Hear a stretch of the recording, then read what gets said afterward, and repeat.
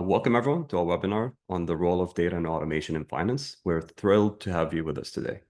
To open it now for a few questions from the audience. Again, feel free to submit them in the Q&A tab and we'll tackle as many as we can. All right, let's take a look here. See what questions do we have. All right, so this is a question I get a lot. Question goes as, what is the best way for a finance team to start their automation journey if they're still mostly using Excel? Shall I pick that one up first of all? Sure, yeah, feel free. So, how do you start an automation journey? I think you need to look at the applications that you have for something like an Excel or a Google Sheet or Access database. Like, what are you using it for? And more often than not, the usage of such tools may go beyond what it was intended to do in the first place. So Excel has some limitations. It has limitations around the number of rows that it can process before it crashes, the number of tabs that you can set up, the complexity of the macros, the integrations that you can have outside of the single worksheet or worksheets that you created. It clearly has limitations, or tools have certain limitations. Excel just been used as a mechanism to continue to extend that, hoping that it would be appropriate to manage very, very complex processes. So what's a good place to start? I would look at where you have a lot of risk associated with using things like Excel that creates risk in critical processes that can be managed through better platforms like Alteryx, where computations are clear, workload capacity is managed, automation can be achieved by not even running macros. It's done through scheduling. Deduplication of effort can occur by sharing your macros, batch macros, and logic and workflows with others. That's an area where I look at. Now, part of that, I think, comes down to having some certainty around, well, what are those opportunities? So an inventory of those would help as a start.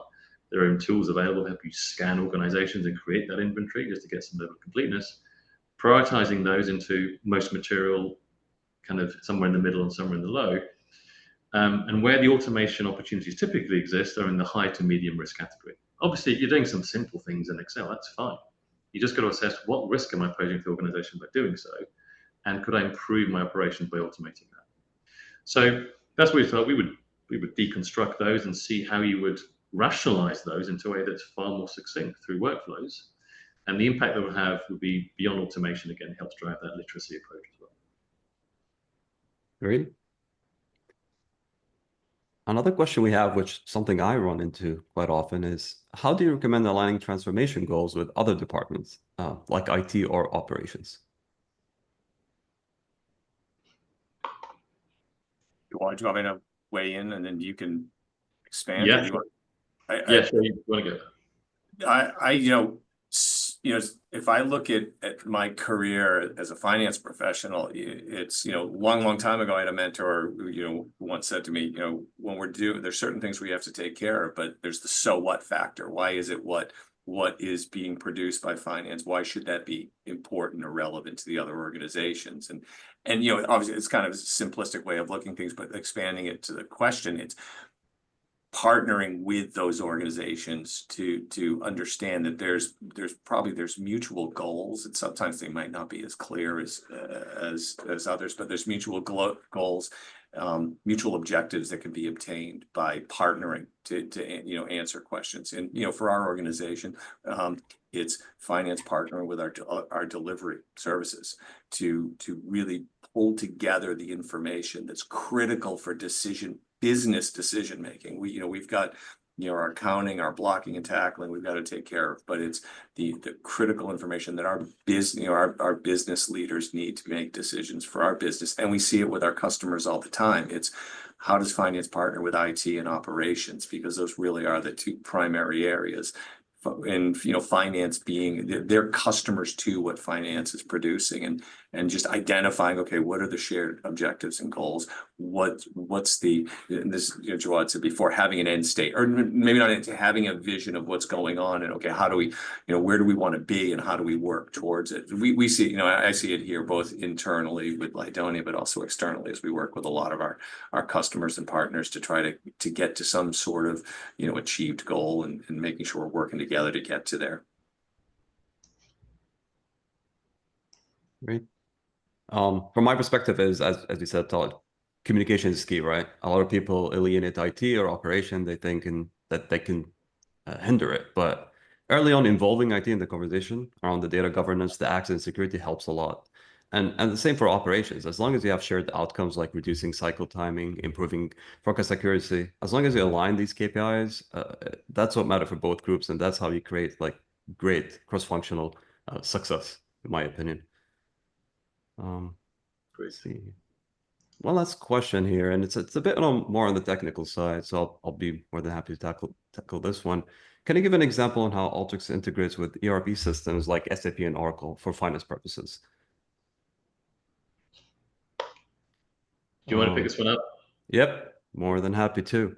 So absolutely. So one of the great things about Alteryx, it has connectors that can pull data from most CRM, if not any CRM systems, right? So it can take data from SAP tables, from Oracle databases directly.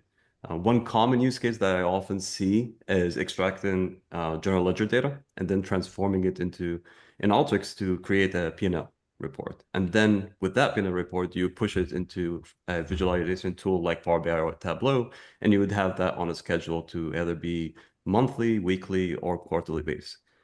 That process itself, that saves the finance teams from manually extracting those reports manually and manipulating them in Excel, which takes a lot of time and can be very monotonous thing to do. All right. Yeah, and I think on the how aspects as well, just to kind of bring that to life from a technical point, right? So regarding Oracle, we have a third-party provider partner of ours that we work with called Casabase, and they provide a connector called Exo Insight, and that connects to the Oracle EPM, Oracle Fusion Cloud ERP systems. They can pull your data, metadata hierarchies. And on the SAP side, we have two partners we work with. They provide their connectors again to all core SAP data sources and modules, all your SAP tables, ECC, and the rest. And really, I think the beauty of that is there isn't any impact on the SAP installation, right?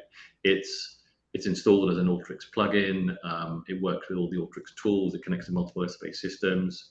It doesn't impact users' SAP authorization. So it's a super simple and almost seamless integration to ERP systems for people that wanted to look at information. And obviously, there's no there's no issue in terms of additional risk around writing to core GL data or ERP data. That needs to be managed obviously through the controls, access, and governance that needs to be in place. So there is version control obviously on books and records. Exactly. Thank you, Joel. Well, this brings us to the end of today's webinar. So thank you all again for joining us, and huge thanks to you, Todd and Joel, for sharing your time and insights. If you'd like to keep the conversation going, feel free to reach out. Other than that, have a great rest of your day.